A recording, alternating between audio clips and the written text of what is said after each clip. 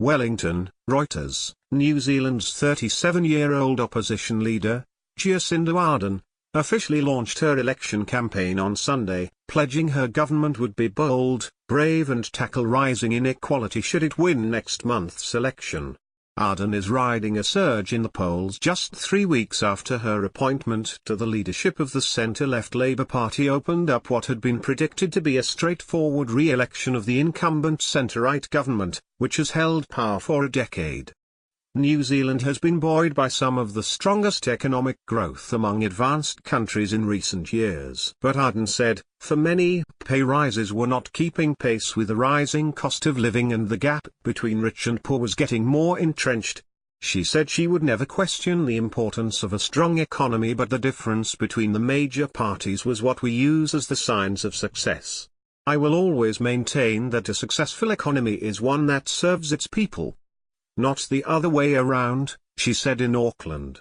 Ardern spoke of the achievements of former Labour Prime Ministers and the issues that defined them, from free education to the creation of the welfare state. For me it's simple, I want to build a country where every child grows up free from poverty and is filled with hope and opportunity, she said.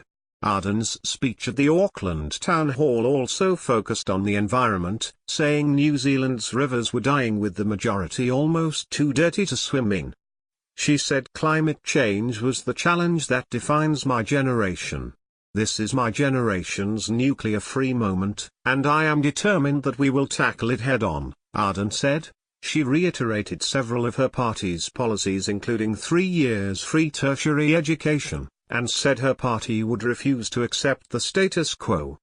Her opponent in the September 23 election, Prime Minister Bill English, took the reins last December when John Key announced his surprise resignation after 8 years in the role. Ardern had an immediate impact in the polls upon becoming opposition leader, with her party jumping 9 points to 33.1%.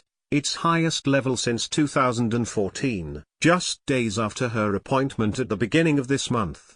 Polling commissioned by the Labour Party and released ahead of her campaign launch put the party 3 points adrift of the incumbent National Party. The UMR poll had Ardern's favourability rating at 70%, compared with 57% for English. 10% viewed her unfavourably compared with 37% for English.